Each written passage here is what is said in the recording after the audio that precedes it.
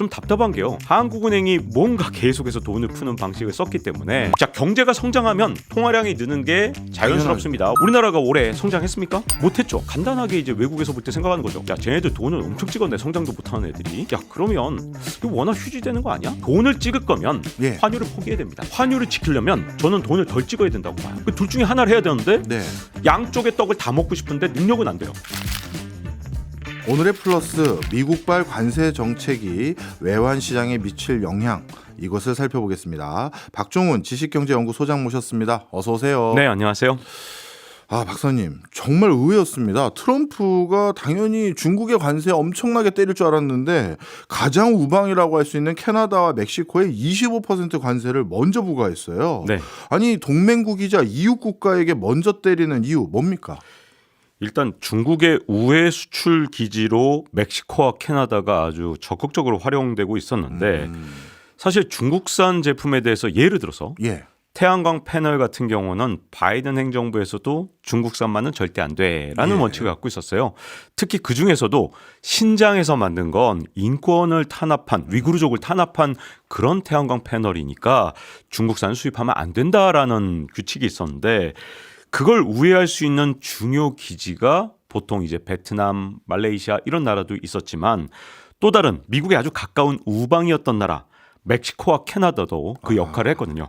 그중에서 특히 멕시코가 그 역할을 해왔기 때문에 아마도 미국에서는 멀리 있는 중국과 아니면 혹은 베트남 그리고 유럽연합 이런 데 관세를 매기기 전에 주변 국가를 먼저 정리해 놔야 된다 이런 생각을 트럼프가 했던 것 같습니다. 그래서 웬걸 중국에 대해서는 10%포인트의 추가 관세지만 멕시코와 캐나다는 무려 25%라는 관세로 일단 엄포를 놨었잖아요.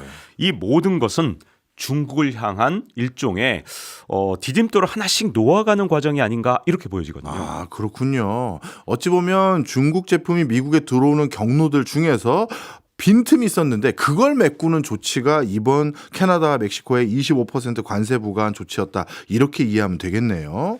자, 그런데 미국 내에서는 또 이런 움직임 또는 이런 우려들이 많더라고요. 이렇게 관세 부과하면 물가 어떻게 하려고 하는 거냐. 이 고물가에 대한 우려가 계속되고 있는데 트럼프 대통령도 경제 전문가신데 그렇죠. 이런 우려 알 텐데 어떻게 이렇게 과감할 수가 있어요? 트럼프 대통령이 하도 이제 뭐랄까 좌충우돌하니까 경제를 모를 것이다. 잘 모른다. 이렇게 생각하시는 분들이 많은데 그렇지 않습니다. 제가 보기에는 충분히 잘 아는 분이고요. 굉장히 전문가 수준이죠. 자, 그런데도 불구하고 이번에 멕시코에 대해서 정말 관세를 때릴 것처럼 정말 강하게 나오니까 멕시코에서 완전히 납작 엎드린 셈이 됐잖아요. 그리고 중국에 대해서는 실제로 10% 관세를 부과했습니다. 자, 이 이유에 대해서 저는 이렇게 생각합니다. 멕시코든 아니면 중국이든 관세를 매기게 되면 가만히 있는 게 아니라 이 나라들의 통화 가치가 자동으로 시장에서 떨어지든지 아니면 중국 같은 경우는 아예 정부가 인위적으로 개입해서 위안화 가치를 낮출 것이다. 이런 계산이 있었다고 보거든요. 그래서 사실 멕시코도 처음엔 안이하게 생각했어요. 야, 우리한테 25% 관세를 매기면 미국 물가가 엄청 올라갈 텐데 진짜로 우리한테 관세를 매기겠어? 이거 전부 다 그냥 블러핑이야. 이렇게 좀 안이하게 생각을 했다가 이번에 진짜로 행정명령에 서명을 하니까 그제서야 굽히고 들어가면서 일시적으로 한 달 동안 유예 기간을 얻었잖아요. 자, 그렇기 때문에 저는 물가를 트럼프가 특별히 걱정하지 않을 거라고 생각합니다. 왜 그러냐? 이 경제력이 약한 나라, 개발도상국, 또 중국 같은 나라는 그 나라 통화 가치가 크게 평가절하되면서 미국 물가에 영향을 미치지 않을 거라고 보거든요. 자, 이걸 좀 쉽게 설명을 드리면 예를 들어서 중국에 10% 관세를 부과해서 미국의 물가가 10% 올라갈 것 같잖아요. 자, 근데 이게 많은 분들이 이제 조세를 내는 사람이 그 수입업자가 내니까 미국 사람이 내는 거 아니냐. 그러니까 그러면 미국의 업자가 손해를 보고 수입한 업자 그리고 미국인들이 10% 물가가 올라가는 거 아니냐 이렇게만 생각하시는데 자, 조세의 귀착이라는 게 있습니다. 어떤 사람한테 수입업자한테 조세를 물렸다고 해서 그 사람이 세금을 부담하게 될지 아니면 중국의 수출업자가 부담하게 될지는 이 경제적으로 무슨 탄력성 뭐 이런 것까지 해서 다 연구를 해야 되는 거거든요. 다만 중요한 건 세금을 내는 게 미국인들 수입업자가 아니라 얼마든지 중국이 될 수 있는 거고요. 예. 조세의 귀착 문제 때문에. 예. 그다음 두 번째는 수출업자 입장에서 그렇게 조세를 때려 맞으면 결국은 위안화의 평가 가치를 절하해서라도 미국 수출 물량을 유지하려고 하는 상황에서는 예. 결국은 위안화가 평가 절하될 것이라는 거죠. 그리고 멕시코 같은 경우는 경제가 이렇게 되면 멕시코 경제가 예전만큼 좋지 않겠네? 그래서 위안화가 평가 절하될 수 있다는 게 문제거든요. 네. 자, 그래서 제가 보기에는 얼마든지 진짜 트럼프가 예. 지금 한 달 유예했지만 네. 협상이 뭐 뒤틀어졌다. 그러면 또 역시 관세를 매길 수 있고 트럼프가 원하는 결과가 나왔을 때만 제가 보기에는 이 유예가 끝까지 간다고 봅니다. 네. 어찌 보면 말씀을 종합해 보면 이렇게 트럼프가 관세 매긴다, 미국에 대한 수출을 어렵게 만들겠다라고 하는 순간 해외 국가들의 자국 화폐 가치가 평가 절하하는 효과도 있기 때문에 네. 물가 상승으로 온전히 이어지지 않을 수 있는 여지가 있다. 이렇게 보시는 거네요. 그러면 트럼프는 사실 강달러가 유지돼야 관세라는 카드가 유지되는 겁니까? 왜냐하면 연준에게는 맨날 금리 낮추라고 하는데 이건 또 어떻게 이해해야 될지 애매하네요. 자, 그래서 저는 트럼프가 개발도상 국가를 대하는 태도와 예. 유럽연합을 대하는 태도는 굉장히 다를 거라고 봅니다. 자, 유럽연합에 대해서 관세를 먼저 매기지 않았죠. 예. 지금 현재 좀 더 만만해 보이는 뭐 멕시코라든가 캐나다처럼 완전히 미국 경제에 종속된 국가들부터 먼저 관세를 매겼습니다. 네. 이런 나라들한테 관세를 매기면 얼마든지 이 평가 절하를 통해서 할 수 있거든요. 자, 그런데 네. 미국의 이제 달러화 가치를 나타낼 때 이제 달러 인덱스라는 표현을 쓰는데 네. 이 6개 통화 중에서 가장 중요한 건 누가 뭐래도 유로화죠. 그렇죠. 그다음 두 번째로 중요한 건 엔화죠. 예. 그러니까 유럽이나 일본을 대할 때는 굉장히 다르게 대할 거라고 저는 생각하거든요. 그에 비해서 좀 만만한, 특히 저는 캐나다보다도 이번에 멕시코가 진짜 대상이었다고 보는데 예. 멕시코 같은 나라들은 그냥 자국 통화 평가 절하밖에 방법이 없거든요. 예. 그래서 쉽게 생각을 했다고 저는 생각하고요. 자, 그리고 이번에 아주 특이한 점이 하나 있습니다. 예. 잘 보시면 멕시코에서 들어오는 펜타닐이라는 마약 때문에 지금 이번에 이렇게 관세를 매겼다고 주장하면서 자, 미국 측의 협상 이 주체자가 누구냐? 잘 보세요. 루비오 국무장관. 예. 뭐 여기까지는 뭐 마약을 다룰 수 있으니까 그렇다 쳐요. 근데 나머지 두 사람이 누구였냐? 베센트 러트닉, 즉 미국의 재무부 장관과 상무부 장관입니다. 네. 그래서 아마도 이 협상에서 저는 예. 멕시코한테 요구할 겁니다. 멕시코가 최근 4년 동안 이 미국에 대한 수출 2배로 늘어났는데 예. 이게 상당 부분 중국의 우회 수출이거든요. 멕시코가 정말 뭐 뛰어난 기술력 갖고 있거나 무슨 생산성이 있어서 이렇게 막 2배 수출이 늘어날 수는 없고요. 그렇겠죠. 정말 많은 나라들이 뭐 중국뿐만 아니라 우리나라나 아니면 뭐 독일 같은 나라도 멕시코를 우회 수출 기지로 이용했는데 예. 그 중에서 가장 미운 건 역시 중국이겠죠. 그래서 아마도 저는 베센트하고 러트닉이 이제 압박을 할 거고 우회 수출로 역할을 하지 않겠다는 뭔가 보장을 확실하게 얻어낸다면 제가 보기에는 관세가 확실히 유예될 거지만 네.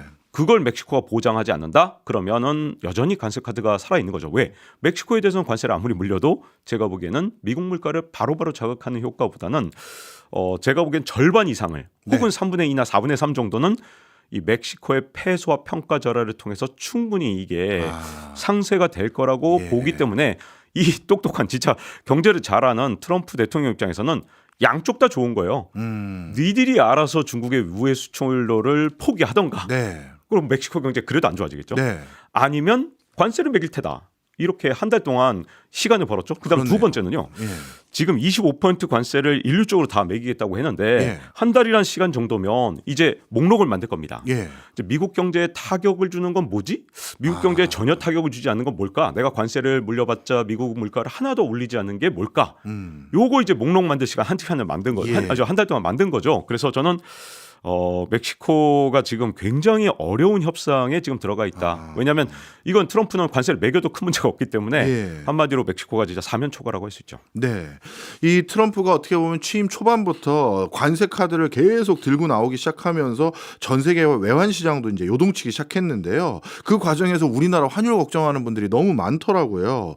이러다가 진짜 다시 1,500원 선까지 가는 거 아닌지. 이 환율 추세 앞으로 어떻게 예측해야 될까요? 저는 장기적으로 계속해서 올라가는 추세라고 봅니다. 이 정부에서 인위적으로 막고 있는 것만 빼놨다면 벌써 저는 이미 1,500원대를 넘었을 거라고 보거든요. 자, 이게 왜 그러냐? 결국은 그 나라의 통화 가치는 그 나라의 경제력을 나타내는데 네.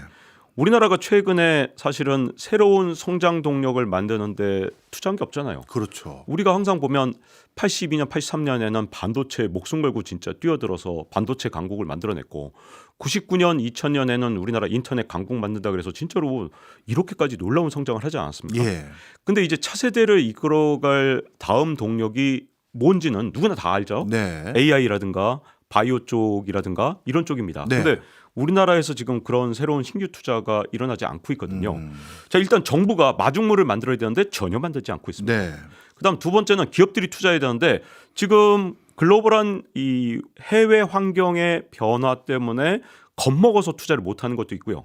국내 정치 상황이 어떻게 바뀔지 모르니까 이것 때문에 두려워서 또 투자를 못합니다. 네. 이런 상황이 한 2, 3년 계속되다 보니 우리나라에서 지금 새로운 어떤 성장 동력을 찾아서 투자가 일어나지 않고 있죠. 예. 그다음 두 번째는 국민연금도 큰 역할을 하고 있는데 끊임없이 해외 투자만 늘리고 있습니다. 근데 이걸 국내에 투자하라고 압박하기가 정말 어려운 게 국민연금은 진짜 연못안의 고래거든요. 예. 언젠가 자산을 팔 날이 오는데 만약에 우리나라 지금 현재 채권 시장 그리고 주식 시장에 들어와 있는 걸 조금이라도 팔기 시작하는 순간 예. 우리나라 채권 시장, 주식 시장 다 붕괴되거든요. 그렇죠. 이건 누구나 다 알기 때문에 예. 어쩔 수 없이 해외 투자를 하는데 해외 투자를 하는 과정에서 계속 달러는 사는 이런 상황입니다. 그러다 보니까 우리나라 경제적 환경, 금융적 환경, 그다음에 국민형 환경, 그다음 마지막 세 번째 예. 돈을 계속 많이 찍다 보니까 이 돈을 우리나라 같은 나라가 계속 찍어서 우리가 미국도 아니고 유럽연합도 아닌데 예. 돈을 계속 찍고 통화량이 계속 늘어나는 상황이면 우리나라 원화 가치가 계속 떨어질 수밖에 없거든요. 그러니까 지금 그런 상황들이 세 개가 겹치다 보니 장기적으로 적어도 5년에서 10년은 지금 현재 환율이 올라가는 쪽으로 계속 열려 있고 예. 이걸 정부에서 계속 끌어내리는 방식을 인위적으로 끌어내리는 방식을 앞으로 적어도 5년은 계속 쓸 것이다 이렇게 보고 있죠. 그런 과정에서 대표적인 수단 중에 하나가 우리 노후 자금이라고 할 수 있는 국민연금 자금이 일부 활용되는 것 같아요. 네. 그런데 많은 국민들이 아니 이게 결국 뭐 아랫돌 빼서 윗돌 막고 윗돌 빼서 아랫돌 막는 거 아니야 이런 소리를 하시더라고요. 네. 결국 노후 자금이 점점 유실되면 지금 경기 어떤 불확실성 방어하는 것도 중요하지만 이런 방법론이 올바른 거냐라는 지적에 대해서 박사님은 뭐라고 평가하세요? 제가 정말 걱정하는 것 중에 하나가요. 예. 제가 이제 박정호 교수님하고 저하고 카드 게임을 합니다. 네. 같이 포카를 친다고 한번 예. 가정을 해볼게요. 근데 박정호 교수님은 저한테 패를 다 보여주면서 치는 거예요. 예. 뒤집어서 이제 자기가 패를 봐야 되잖아요. 남한테 예. 보여주지 말고 포카를 쳐야 되죠. 네. 근데 박정호 교수님의 패를 제가 다 보고 친다.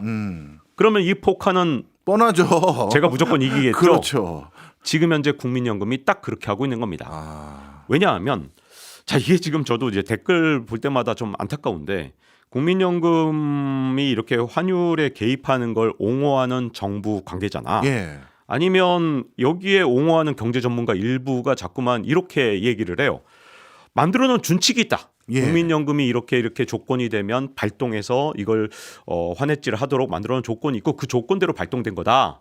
준칙을 지켰는데 뭐가 문제냐? 근데 그 준칙을 만들어 놓은 것 자체가 문제입니다. 아 그래요? 네, 세상에 어떤 나라가 이런 준칙을 만들어 놓습니까? 아. 자, 지금 이 준칙을 만들었다는 건 박정호 교수님이 포카를 칠 때 패를 저한테 다 보여주면서 그러네. 전 세계 사람들한테 이 패를 보여주면서 이 포카를 치는 거거든요. 예. 그래서 제가 국민연금 환해지에 대해서 계속 비판적으로 보는 가장 큰 이유는 뭐냐? 자, 원래 국민연금이 옛날에는 환해지를 했어요. 예. 그러다가 이 환해지를 하는 게 보니까 국민연금이 환해지를 하는 순간 이건 포카패를 보여주는 거구나. 그래서 환해지를 안 하기로 결정을 했습니다. 예. 근데 22년 말에 정부가 새로 들어선 다음에 국민연금을 엄청나게 압박하면서 니들 뭐 하는 거야? 환율이 이렇게 들썩거리는데 니들이 좀 룰을 만들어서 환해지를 좀 하라니까? 네. 그렇게 룰을 만든 거예요. 자, 근데 이게 국민들을 좀 이렇게 현혹하는 제일 좋은 방법이 뭔지 아십니까? 뭐예요? 어려운 용어를 쓰는 겁니다. 용어를 되게 어렵게 만들면서 예. 막 표준 편차가 어쩌니 뭐 2.58 시그마가 어쩌니 자 용어로 우리를 속이고 있는 겁니다. 무슨 2.58 시그마가 되면 뭐 5거래일 연속 지속되면 환율을 개입하고 되게 멋지게 보이지만 네. 사실 이게 무슨 말이냐? 포커패를 보여주는 거예요. 외국인들한테 해외 투자자들한테 우리는 정확하게 이 1,451원 정도가 되면 외환시장에 자동 개입합니다. 그리고 1,390원 정도가 되면 개입을 그만둘 거예요. 뭐 이런 식으로 알려준 네, 거예요. 네. 물론 저도 이게 금액이 정확하게 얼마인지 모르지만 네. 헤지펀드 하시는 분들은 다 아실 거예요. 2.58 시그마가 얼마인지. 근데 대충 언론사들도 추정을 했더라고요. 예. 1,451원이 국민연금이 개입하는 선이다. 아, 그렇군요. 그리고 더군다나 더 중요한 게 뭐냐. 이 판돈이 얼마인지 알려주는 것도 진짜 큰일이거든요. 예. 자, 포커를 칠 때 판돈을 몰라야 이 포커가 진짜 상대방을 두렵게 만들고 할 수 있는 거예요. 예. 자, 우리가 한국은행이 환율에 개입하는 것보다 국민연금이 나쁜 이유가 뭐냐? 한국은행은 불시에 개입을 해서 그야말로 환투기 세력을 진짜 꺾어 놓습니다. 한 방에. 네. 죽여버리거든요. 그래서 야, 감히 한국은행한테 맞서지 말아야지? 이렇게 만들 수 있지만 예. 국민연금은 정확하게 지금 4,820억 달러의 10%를 투입하겠다 그랬으니까 482억 달러라는 판돈이 공개돼 있죠. 네. 그것도 또 이걸 12달에 걸쳐서 하겠다? 그럼 한 달에 40억 달러씩 들어오네. 그렇네. 자, 그러면 자, 판돈도 다 알고 포카의 패도 다 보여줬다? 저는 이것처럼 돈 벌기 쉬운 시장이 없다고 생각해요. 그렇네요. 이거는 그냥 진짜 그냥 돈 넣고 돈 먹게 하는 거예요. 지금 해외 헤지 펀드는 그렇네요. 우리나라에서. 예. 그래서 제가 국민연금의 어떤 외환 시장 개입이 너무 위험하다. 차라리 이거는 한국은행이 하는 것보다 훨씬 더 위험한 짓을 하고 있다라고 생각합니다. 어떻게 보면 진짜 환투기 세력들의 먹잇감을 자처하고 있는 일을 하고 있는 건데, 근데 정부 입장에서 이거를 한국은행이나 아니면 정부가 주체적으로 나서서 못하는 이유가 어떻게 보면 환율 조작국 이런 우려 때문 아닌가요? 네. 그러면 그냥 수수방관할 수도 없고, 이거 진짜 어렵네요. 진짜 어렵죠. 네. 근데 또 한 가지 이제 국민연금으로 이 환해지를 통해서 외환 시장에 개입하는 거, 여기에 또 다른 치명적인 약점이 하나 또 있는데요. 뭔가요? 환해지 비용이 공짜가 아니라는 겁니다. 예. 비용이 들어가요. 예. 그것도 해마다 들어가요. 예. 어느 정도 들어가느냐? 미국하고 한국의 금리 차만큼 들어갑니다. 예를 들어서 미국의 국채 금리가 4.6이다. 근데 우리나라의 국채 금리가 뭐 예를 들어서 2.6이다. 예. 2% 포인트 차이 나죠. 네. 그러면 해마다 2% 포인트만큼 이 수익률이 떨어지는 거예요. 네. 그 비용이 들어가니까. 그렇죠. 근데 우리나라 이 국민연금의 예상 수익률이요. 네. 4.5입니다. 4.5요. 근데 여기서 2% 까버려요. 그럼 2.5밖에 안 되죠. 예. 그럼 이제 앞으로 환해지를 한 이 해외 투자 자산은 수익률이 반토막이 난다는 얘기입니다. 네. 이것도 우리한테 비용으로 들어가기 때문에 역시 환해지를 통한 외환시장 개입은 비용 측면에서도 그렇고 우리가 패를 다 보여준다는 측면에서 그렇고 결코 바람직한 개입이라고 보기가 힘든 거죠. 그렇네요. 그럼 이렇게 생각하면 안 될까요? 예를 들어서요. 지금 전 세계 화폐가 강달러 빼고 다른 나라들의 화폐 가치가 다들 불안불안하거든요. 그럼 화폐 가치라는 건 결국 상대적인데 원화 가치만 떨어지는 게 아니라 앞서 말씀 주셨던 페소도 그렇고 위안화도 불안불안하고 그러면 그냥 지켜보면 안 되는 거예요? 이게 또 정말 어려운 게요. 네. 우리나라 이제 원화로 다시 이제 뭐 예를 들어서 대만 달러라든가 예. 아니면 뭐 태국의 바트화라든가 잘 보세요. 우리나라 원화 가치가 상대적으로 훨씬 떨어졌습니다. 상대적으로. 네, 상대적으로. 그만큼 그러면 우리나라가 더욱더 환율에 취약하다는 거거든요. 자, 그 이유는 아까 말씀드린 것처럼 우리나라가 미래 비전을 보여주지 못한 반면에 대만의 TSMC는 지금 현재 미래 비전에 완전히 올라타 있잖아요. 네. AI의 가장 핵심적인 산업이고 네. 우리 같은 경우는 지금 뭐 AI에서 사실 약간 곁다리인 HBM을 만들고 있긴 한데 뭐 거기까지 만드는 건 좋지만 주력 기업인 삼성전자가 아직 못 만드는 점 네. 뭐 등등등 모든 걸 생각할 때 산업 경쟁력을 먼저 만드는 게 제일 중요하다고 생각하고요. 그리고 또 하나는 돈을 잔뜩 풀어낸 다음에 돈을 풀고 나서 그리고 나서 지금 외환시장 방어를 하는 거거든요. 그 저는 과하게 돈을 풀면 당연히 원화 가치가 떨어지고 네. 그게 우리나라가 지금 대만 달러라든가 태국 바트화라든가 심지어 베트남 동화보다도 못한 상황을 만들어 놓고서 네. 그런 다음에 원화 가치가 점점 떨어지면 휴지가 되니까 이걸 국민연금이라는 편법을 동원해서 지금 현재 방어하고 있는 그런 상황이잖아요. 근데 이대로 그냥 두면 우리나라 원화 가치만 상대적으로 훨씬 더 많이 떨어지게 되고 그렇네요. 그러면 우리나라의 투자 매력도가 떨어지죠. 왜냐하면 야 원화로 좀 투자를 해놨더니 말이야 원화가 자꾸 녹아나더라고. 이거 투자를 한국에 못 하겠는데? 라고 해외 투자자들이 생각하면 우리가 해외 투자자로부터의 매력도가 떨어지게 되고요. 예. 또 하나는 그렇게 되면 이제 우리나라 물가만 상대적으로 더 많이 오르는 거잖아요. 이것도 우리나라 경제에 큰 제약 요건이 되기 때문에 예. 아니 처음부터 이렇게 만들어 놓지 말았어야 되는 걸 그렇네요. 이 임기응변으로 제가 보기에는 급한 불 끌려다가. 급한 불 끄는 방식이 딱 1년 끌 수 있어요. 예. 그러니까 저는 이게 전형적인 님티다. 님티. not in my term. 내 임기만 아니면 돼. 아니냐. 네. 올 한 해 동안은 국민연금으로 어떻게든 막아내겠지만 그럼 내년에 어떻게 할 거지? 그러니까 물어볼 수밖에 없는 거죠. 알겠습니다.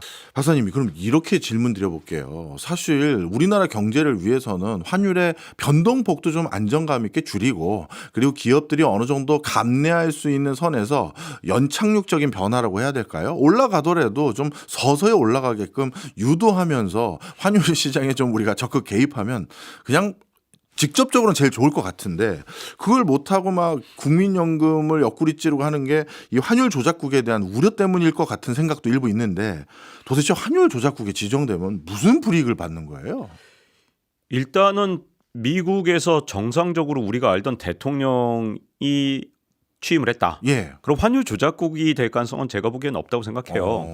왜냐하면 뭐 환율 조작국의 발동 요건들이 있는데 뭐 한 방향으로 계속 개입하고 뭐 등등등 이런 거 하면 안 된다라고 돼 있는데 우리가 한 방향으로 개입한 건 맞지만 우리나라 원화 가치를 끌어올리려고 조작을 했지. 네. 우리 원화 가치를 끌어내려서 미국의 수출을 많이 하려고 지금 조작한 건 아니잖아요. 그렇네요. 그래서 정상적인 대통령이라면 예. 이라는 가정하에서는 우리를 환율 조작국으로 지정할 가능성이 없다고 봅니다. 예. 근데 트럼프지 않습니까? 그 발동 요건에 지금 해당돼요. 그래서 아니 이건 트럼프 대통령이면 어쨌든 요건에는 되고 그럼 조작국으로 지정할 수도 있네. 우리는 억울하죠. 우리는 그렇죠. 원화 가치를 끌어올리려고 조작을 했지 끌어내리려고 조작한 건 아니거든요. 예. 자, 근데 만약에 이제 조작국으로 지정이 되면 어떤 일이 생기느냐? 이제 미국 기업들이 우리나라에 이제 더 이상 투자를 못하게 만들 수도 있습니다. 심각하죠. 그러면 우리나라 원화 가치는 더 추락을 하겠죠. 예. 저는 이거보다 더 심각한 건 뭐냐면 지금 트럼프 대통령은 지금 바이든에 이어서 이 승계한 유일한 정책이 하나 있는데 예. 미국의 인프라를 대폭 확충하는 겁니다. 예. 대표적으로 미국의 전력망은 1970년대, 80년대에 대부분 다 완성이 됐고 예. 더 이상 업그레이드가 되지 않았기 때문에 제가 미국에서 다른 데도 아니고 실리콘밸리에서 생활한 적이 있었어요. 예. 그때 이제 스탠포드의 객원연구원 생활을 할 때인데 2011년이었거든요. 와, 진짜 한 달에 한 번 정전이 되는 겁니다. 정전이 미국에서요? 아니, 네, 그것도 실리콘밸리에서. 그래서 야, 이거 정전이 한 번 되잖아요. 뭐가 문제냐면 실리콘밸리가 아무리 따뜻해도 겨울에 예. 밤에는 한 10도? 뭐 진짜 낮은 온도는 5도까지 내려가요. 물론 한국보다 훨씬 따뜻하지만 네. 한 10도 정도 되는데 갑자기 난방이 멈춰요. 야. 미국은 전기로 난방하는 경우도 많거든요. 예. 저희는 전기 난방기였거든요. 근데 이게 딱 멈추니까 5도로 떠는데 우리나라 같은 경우는 정전돼도 우리가 1시간 넘긴 적 없지 않습니까? 그렇죠. 미국은 4시간, 8시간 충분히 갑니다. 밤새도록 가족이 진짜 부둥켜 안고 덜덜 떤 적도 많아요. 자, 왜 이런 일이 일어나느냐? 모두 다 1980년대 이후에는 이 전력망이 업그레이드 된 적이 없기 때문에 가장 낮다는 실리콘밸리조차 이 정도니 나머지 지역은 더욱더 낙후돼 있겠죠. 그렇네요. 그래서 바이든의 정책을 계속 계승하는 게 뭐냐? 인프라 정책인데 자, 이 과정에서 미국은 정부 주도 성장을 앞으로도 계속할 거라고 봅니다. 그런데 환율 조작국으로 지정되면 무슨 불이익을 받게 되느냐? 예. 더 이상 정부 입찰, 즉 미국 정부가 입찰하는데 입찰이 불가능합니다. 이런 정도로 엄청나게 많은 다양한 불이익을 받습니다. 지금 대표적인 거 불이익 2개만 얘기했는데 예, 그렇네요. 이거 말고도 많아요. 그렇겠죠. 그렇기 때문에 환율 조작국이 되는 건 막아야 되고요. 네. 지금 어쨌든 한 방향으로 개입하는 건 안 된다. 우리가 이게 좀 억울하긴 하지만 네. 어쨌든 환율 조작국의 요건 중에 아주 중요한 요건인데 우리가 좀 충족하고 있고 미국한테 돈을 많이 벌어가서는 안 된다. 즉 우리가 대미 무역 흑자가 너무 많아서 안 된다라고 하는데 최근 들어서 우리나라 대미 무역 흑자가 바이든 때 한 3.5배가 늘었어요. 네. 그러니 우리가 충분히 환율 조작국에도 들어갈 수 있는 진짜 억울한 상황인 거죠. 네. 그러면요. 우리나라가 지금 환율 조작국으로 지정이 우려돼서 적극적으로 외환 시장을 우리에게 좀 쾌적한 환경으로 만들지 못하는 상황이 일부 있다면 여타 국가들, 금융 선진국이라고 하는 국가들은 도대체 환율에 직접 개입을 안 한다면 어떤 통화 정책이나 어떤 방법으로 이 환율을 나름대로 쾌적하고 건전한 생태계로 조정하나요? 원래 선진국들도 했습니다. 언제까지 예. 했냐? 1992년까지요. 자, 근데 1992년에 무슨 일이 일어나냐? 영국, 예. 그때만 해도 지금보다 영국의 파워는 훨씬 막강했죠. 92년까지만 해도.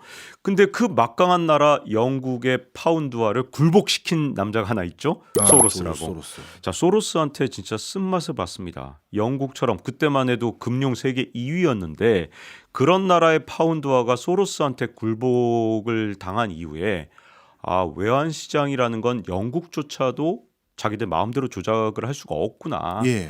그 뒤로 선진국들은 거시경제 정책, 뭐 통화 정책이든 재정 정책이든 이런 것들을 통해서 환율을 장기적으로 어떤 균형점으로 보내는 게 맞는 거고 네. 그 과정에서 이게 속도가 되게 중요한데 이 속도만 좀 누그러뜨리는 스무딩 오퍼레이션 요 정도 완화 정책만 하는 게 맞겠구나라고 생각하게 된 겁니다. 예. 근데 1992년 이후에 이 깨달음을 얻지 못한 개도국들이 있어요. 뭐 대표적인 나라가 아르헨티나 같은 나라죠. 자, 이런 나라들은 계속해서 어떤 일이 일어났냐? 끝없이 외환 시장에 이제 아르헨티나 페소화를 지키려고 개입을 했고 이런 개입의 결과는 뭐냐? 결국은 아르헨티나 페소화가 그냥 한순간에 무너지는 이런 일들을 계속해서 반복해 왔거든요. 네. 그래서 선진국들은 영국 이후로는 깨달음을 좀 얻었다고 볼 수 있는데 개도국은 좀 그렇지 못한 측면이 있습니다. 근데 우리나라는 사실 선진국에 진입한 나라가 금융은 여전히 지금 후진국 수준으로 뭔가 아르헨티나 방식을 쓰고 있는 게 아닌가 좀 안타까운 거죠. 이게 영국조차도 외환시장을 무리하게 지키는 게 소로스 한 사람에 의해서도 붕괴될 수 있다는 걸 이미 확인이 됐는데 네. 여전히 우리가 지금 아르헨티나 방식으로 환율을 지킨다.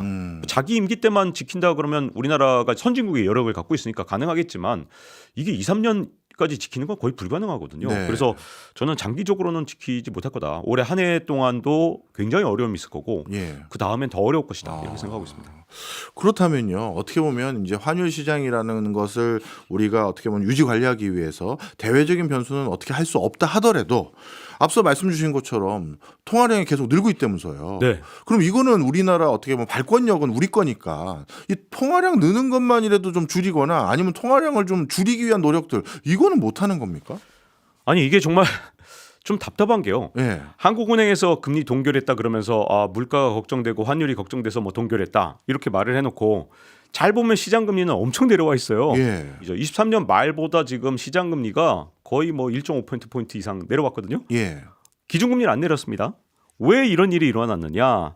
한국은행이 뭔가 계속해서 돈을 푸는 방식을 썼기 때문에 자, 2023년 8월 달에 우리나라의 광의의 통화 M2라고 경제학의 기본을 배우신 분들은 혹시 기억하실지 모르겠어요. 광의의 통화라고 M2라고 굉장히 중요한 지표인데 네.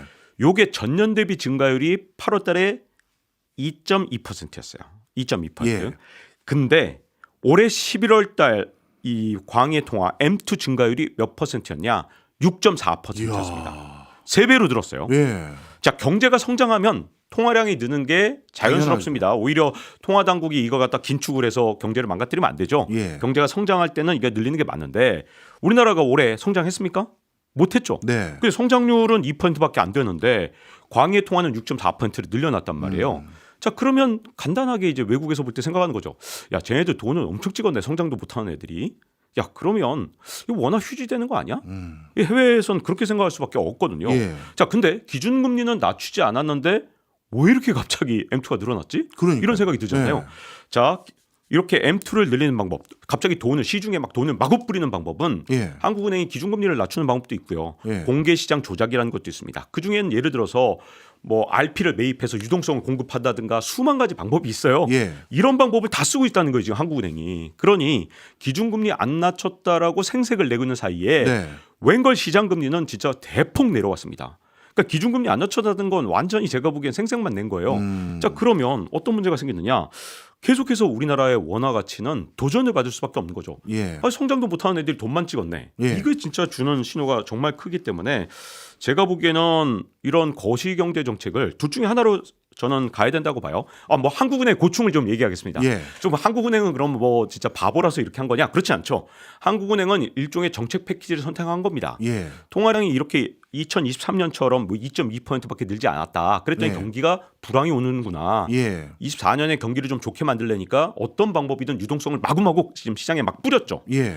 자, 근데 환율이 튀네? 이런 예. 문제가 생긴 거예요. 자, 우리나라 경제를 좋게 하고 싶고 예. 환율은 올라가지 않게 하고 싶으니까 편법을 계속 동원해서 편법이 새로운 편법을 계속 만들어내고 있는데 저는 이게 잘못됐다고 생각해요. 예. 왜냐하면 영국의 파운드화조차도 지키지 못했는데 돈을 찍을 거면 예. 환율을 포기해야 됩니다. 그리고 환율을 지키려면 저는 돈을 덜 찍어야 된다고 봐요. 예. 그 둘 중에 하나를 해야 되는데 네. 양쪽의 떡을 다 먹고 싶은데 능력은 안 돼요. 네. 근데 양쪽의 떡은 내 임기 동안은 먹을 수 있는 자신이 있어요. 1년 동안은 가능하거든요. 그래서 지금 이상한 정책 패키지가 나와서 자, 올해까지는 뭐 국민연금을 동원할 테니까 네. 2.58 시그마 뭐 2.2 정도면 네. 여러분 앞으로 환율 정말 쉽습니다. 1,460원 가면 마구마구 저 국민연금이 개입하고 1,400원 밑으로 내려가면 국민연금 개입을 그만둘 거거든요. 여러분 언제 달러 사야 될지 그냥 답이 나오는 거죠. 내일부터 환 투자나 해야겠네요. 이거 진짜 이런 식으로 시장에 다 알려주면 안 되는데 예. 이런 편법이 나와버리면 그냥 환투기 세력만 올해 한 해 동안 돈 벌게 만들 뿐이지 이게 내년은 어떻게 할지 저는 잘 모르겠어요. 올해만 살자 이런 정책이라고 저는 생각합니다. 그렇군요. 뭐 나름대로 하는도 고충은 있겠지만 이게 어떻게 보면 뻔히 보이는 상황인데 걱정이 더 큰 상황일 것 같은데 자 우리에게 타산지석도 될 것 같고 또 우리 원화 가치의 중요한 어떤 변수 중에 하나인 엔화 일본도 고민이 많아 보여요. 금리를 또 올렸습니다. 그런데 이런 일본의 금리 올리는 게 엔화 가치에는 어떤 영향을 줄지도 궁금하고요. 또 엔화 가치를 통해서 우리 원화 가치는 또 어떻게 될지도 궁금합니다. 제가 옛날에 인플레이션 온다고 2022년에 21년에 혼자 떠들고 다닐 때 네. 굉장히 욕을 많이 먹었어요. 인플레이션이 전혀 오지 않는다는 거죠. 그래서 그때도 계속 반복해서 말씀드렸던 게 뭐냐. 예. 예를 들어 통화기관이 뭐 통화금융정책을 할 때 돈을 이제 예를 들어 100장을 뿌렸다. 200장을 뿌렸다. 물가가 안 올라요. 네. 그러다가 임계점을 딱 넘잖아요. 예. 그럼 갑자기 물가가 팍 튀어올라요. 자, 그래서 모든 경제 변수가 예. 정말 특이하게 점진적으로 변하는 게 아니라 딱 임계점이다. 그런 순간 변하거든요. 네, 네. 자, 엔화에 대해서도 마찬가지로 설명을 드리겠습니다. 예. 자, 일본이 1월 달에 0.25% 포인트 인상했는데 뭐 이번에 엔캐리 트레이드 청산이 없었어. 이렇게 얘기하시는 분들은 이 경제 상황에 대해서 전혀 모르시는 분들이에요. 자, 금리를 올릴 때도 마찬가지인데 일본은행이 금리를 0.25 또 올려봤어요. 또 다음에 이제 하반기에 또 0.25 올린다는 얘기가 있죠. 예. 올리다가 어느 임계점이 딱 도달하잖아요. 예. 그럼 갑자기 엔화 가치가 확 올라가는 거지 점진적으로 올라가지 않습니다. 네, 네. 그래서 금융통화당국도 굉장히 이 경제를 다루기가 어려운 거고요. 네. 자, 그러면 이제 일본 금리 인상으로 앞으로 어떻게 변할 거냐? 일본은 지금 물가 상승률이 만만치 않습니다. 네. 언젠가 결국 물가를 잡기 위해서는 엔화 가치가 올라가야만 잡을 수 있거든요. 예. 엔화 가치가 계속 떨어졌다? 그러면 수입 물가가 올라서 일본의 물가는 계속 올라갑니다. 예. 그럼 언젠가 엔화 가치가 올라갈 때까지 올릴 수밖에 없어요. 그게 뭐 내년 올해 하반기가 될지 내년 상반기가 될지 모를 뿐이죠. 예. 자, 그러면 그 임계점이 딱 됐을 때 우리나라 환율은 어떻게 됐냐? 역시 제가 이제 댓글이나 이제 뭐 이런 데서 안타까운 글들을 보는데 우리나라 원화는 엔화하고 똑같은 방향으로 움직인다. 예. 엔화 가치가 확 올라가면 우리 원화도 올라갈 거니까 그때까지만 환율 방어 철저히 하다가 내년 정도 되면 엔화 가치가 확 올라가면서 우리 원화 가치도 올라갈 거야라고 잘못 알고 계신 분들이 계신데 아마 예전에 동조화가 있었을 네, 거예요. 네, 그렇죠. 네. 이게 언제까지 동조화가 됐었냐? 98년까지는 됐었어요. 예. 근데 외환위기 이후로 완전히 바뀌었습니다. 2001년부터죠. 예. 정확하게 이 동조화가 나타난 게 우리나라 2001년부터 무슨 변화가 있었냐? 중국이 WTO에 가입하면서 예. 우리나라가 중국 투자가 엄청 늘어났고 중국에 대한 수출 의존도가 늘어나면서 예. 우리나라의 원화는 예. 2001년부터 위안화랑 동조화돼 있지 엔화랑은 반대 방향으로 움직이기 시작했습니다. 예. 그래서 만약에 그 임계점을 넘는 순간 어떻게 되느냐? 예. 우리 원화 가치가 일본이랑 따라서 올라간다는 보장이 없어요. 올라가려면 원화 가치가 같이 일본이랑 같이 올라가려면 우리 경제가 근본적으로 체질을 개선해서 튼튼해졌다. 예. 그럼 가능하겠죠. 예. 근데 아까 말씀드린 것처럼 신산업 동력에 대해서 투자를 하지 않는 우리나라가 아니 예를 들어 딥시크 같은 거 우리나라가 못 만들었겠습니까? 옛날 같으면 만들었을 거예요. 예. 반도체나 IT도 절대 안 된다는 거 우리가 투자해서 만들었는데 그렇죠. 중국이 딥시크 만드는 동안 우리는 뭐 뒷짐 지고 했느냐. 있었잖아요. 그렇죠. 이렇게 성장 동력이 없다? 그럼 당연히 저는 2001년부터 시작된 엔화와의 디커플링. 예. 2001년부터는 엔화와 정반대로 움직여 왔는데 저는 그 임계점을 넘는 순간 그럴 가능성이 조금 더 높아 보인다. 새로운 성장 동력을 만들지 못하면 이라고 생각합니다.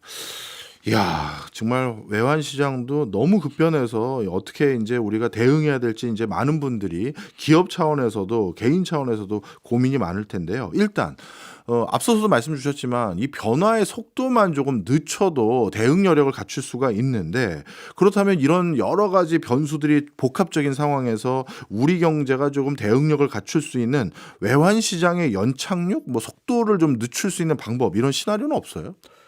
저는 뭐 이게 정책 패키지를 어떻게 선택하느냐에 달려 있다고 생각하는데요. 예. 지금은 이제 돈을 계속 풀고 그걸 통해서 경기 진작을 꾀하고 있잖아요. 네. 그리고 저는 사실 솔직히 말해서 약간 부동산에 관심도 굉장히 많다고 생각해요. 예. 왜냐하면 많은 부동산 전문가들 그리고 경제학 전문가들도 요즘 다 거의 다 동의하는 부분이 뭐냐면 우리나라 부동산 가격은 광의의 통화 M2하고 정말 밀접하게 변화했다는 겁니다. 네. 우리나라 부동산 상승 그래프랑 광의의 통화 증가율을 딱 보잖아요. 와 진짜 완전 일치하거든요. 그래서 2023년 이후에 갑자기 이제 이렇게 우리가 광의의 통화인 M2 양이 증가되면서 이제 부동산 가격 하락세가 약간 잠잠해지고 예. 있는 상황이 조금 계속되고 있는데 예.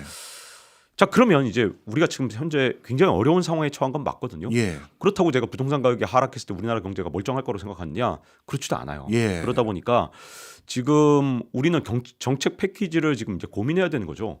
사실 제가 제일 안타까워하는 건 뭐냐면 22년 말에 둔촌주공 사태가 생겼을 때 예. 정부에서 둔촌 일병 구하기를 하지 않았다면 저는 연착륙이 굉장히 쉽게 일어났을 거라고 봅니다. 예. 근데 둔촌 일병 구하기를 하면서 마지막으로 계속해서 이 풍선에 더 많은 바람을 불러 일으켰기 때문에 이 풍선에서 살살살살 바람을 빼야 대한민국이 연착륙이 가능한데 이제는 좀 있으면 터질 것 같거든요. 예. 그러니까 이거 터지기 전에 내 임기 때 터지거나 쪼그라들면 망할 것 같으니까 이게 내 임기가 아닐 때 이걸 다음 사람 임기에 넘기면 나 때는 정말 좋았거든. 네. 이렇게 말할 수 있거든요. 예. 자 이게 사실은 일본에서도 똑같이 일어나는데요.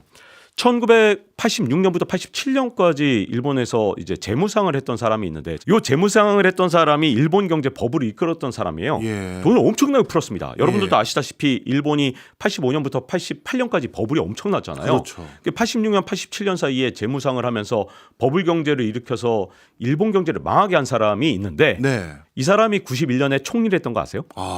자, 왜 일본 사람들이 왜 91년에 이 사람을 총리를 시켰냐? 예. 86년, 87년에 저 사람이 재무상을 할 때는 일본 경제가 되게 좋았거든. 예. 근데 88년에 재무상한 놈이 이거 일본 경제 망친 거 아니야? 91년만 해도 일본이 왜 망했는지 몰랐기 때문에 엉뚱하게 경제를 망친 가장 주범을 총리로 더 높여서 91년부터 일본 경제를 더 망쳤죠. 예. 그때 일본에서 어떻게 했느냐? 묻지마 건설 투자를 합니다. 예. 그때 일본에서 이제 얼마나 황당한 짓을 했냐? 한 수백 명밖에 안 사는 그런 곳에 다리를 막 수천억 원 들여서 막 예. 바다로 다리를 놔요. 연륙교를 놔요. 자, 이런 공사를 이 사람이 저질렀는데 자, 이런 일들이 왜 일어나느냐? 나 때는 경제 좋았거든. 야, 내가 또 뭐 더 큰 직책을 맡으면 내가 대한민국 경제 그때처럼 좋게 만들 수 있어. 근데 내 후임자가 저렇게 망쳤잖아. 예. 라고 할 수 있는 이런 님티. 왜 이런 일들이 생기느냐? 모든 경제 정책은 네. 1년에서 1년 6개월, 길게는 2년 정도 시차가 있습니다. 예. 예를 들어서 이렇게 환율 방어를 한다? 480억 달러 이 정도 돈이면 70조 원 정도를 계속해서 돈을 시장에 풀 수 있잖아요. 그러면 나 때는 환율 좋았는데 내 후임자가 환율 망친 거 봤지? 난 정말 잘했던 사람이야. 예. 나를 다시 더 높은 자리로 써줘. 이게 되기 때문에 경제는 시차 때문에 그러네요. 1년에서 1년 반 정도 시차 그러네요. 때문에 지금처럼 미래는 망가지지만 예. 지금은 더 좋은 정책이 계속되고 있는데 연착륙을 하려면 사실은 간단하죠. 자기가 책임을 져야 됩니다. 네. 그럼 연착륙돼요. 간단합니다. 나름대로 감내하고 우리가 인내해야 될 부분까지도 다 고려하면서 정책을 사용하기 때문에 그런 부분에서 연착륙이 이어질 수 있는 그 환경들이 또 진짜 구축될 수도 있겠네요. 자, 그러면 이제 슬슬 결론을 내야 될 것 같아요. 지금 말씀을 듣고 보니까 저도 좀 암울한 게 국가 시스템 그리고 우리 여러 경제 시스템 상으론 지금의 여러 가지 문제를 해결하기에는 이게 약간 구조적이고 만성적인 문제들이 많은 것 같아서 단기간에 해결이 쉽지 않을 것 같아 보입니다. 그럼 개인들 관점에서는요, 뭐 투자를 한다든가 아니면 사업을 할 때 도대체 이런 상황들을 어떻게 리스크 관리를 해야 될까요? 일단 환율에 대해서 이렇게 생각하실 수밖에 없는데요. 제가 옛날에 이제 책을 쓸 때 예. 19년이나 뭐 21년까지 내놓은 책에서 그때 환율이 이제 1,060원 정도였을 때 제가 이제 1,120원 이하면 무조건 달러를 사세요. 네. 책으로 아예 활자로 냈어요. 네. 뭐라고 냈냐? 1,120원. 왜 그랬냐? 3년 평균이거든요. 그때 당시에 제가 책을 냈을 때 예. 3년 평균 환율이 1,120원이었어요. 예. 저는 항상 원칙이 3년 평균보다 낮으면 달러로 거의 모든 금융자산을 바꿔놓는 게 원칙이었습니다. 그리고 이제 그때 당시에 제가 KBS 기자였기 때문에 네. 이런 말도 덧붙였죠.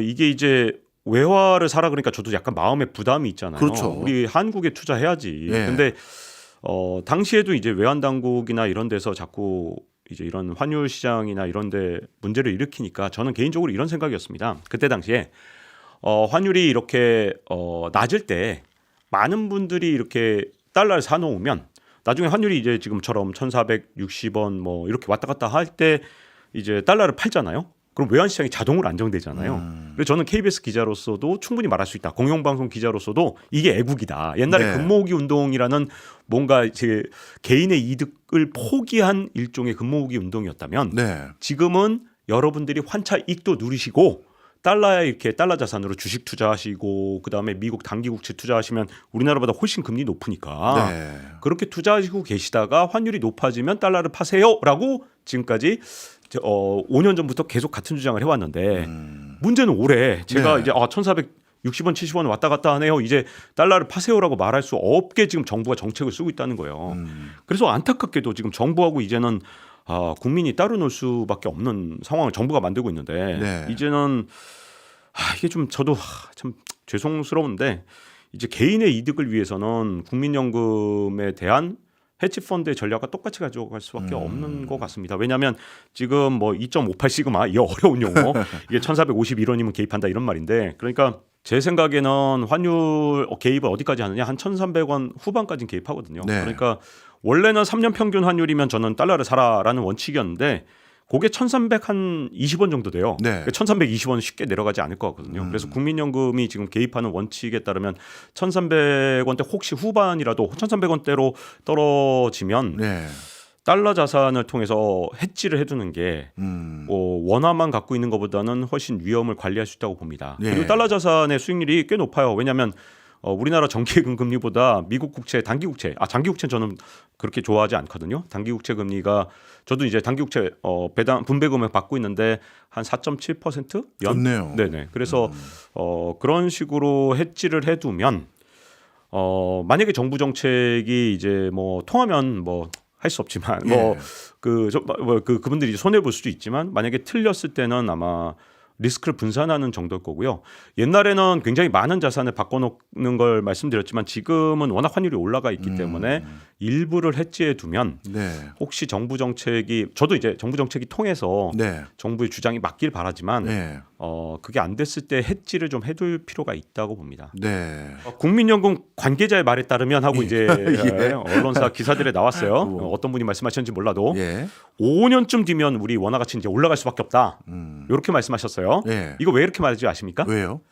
자, 지금 현재 제가 말씀드렸죠. 국민연금이 지금 현재 돈이 계속 몰리고 있어요. 예. 근데 이 돈을 우리나라 주식시장에 투자했다가 나중에 팔려 그러면 우리나라 주식시장이 붕괴되잖아요. 네. 그래서 더 이상 주식을 사기가 불가능하거든요. 네. 그래서 지금 계속 이제 달러나 아니면 이렇게 외화로 투자해서 미국 주식에 투자하든가 미국 국채에 투자하고 있잖아요. 예. 근데 국민연금 추계 계산에 의하면 2041년부터 국민연금이 이제 적자로 돌아선다고 주장하고 있지만 예. 이거 국민연금도 믿지 않는 수치예요. 이거 재정추계위원회는 외부 기관인데 이거 말도 안 되는 겁니다. 2041년 절대 아니고요. 2030년 정도부터는 제가 보기엔 적자로 돌아설 것 같아요. 네. 국민연금 내부도 알고 있을 거예요. 그래서 5년이라는 표현을 쓴 건데 2030년이 되면 어떤 현상이 일어나느냐.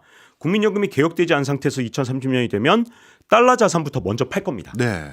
그러면 달러 자산을 팔고 한국으로 갖고 오죠. 네. 그럼 환전해서 들어오니까 달러 공급이 되겠죠.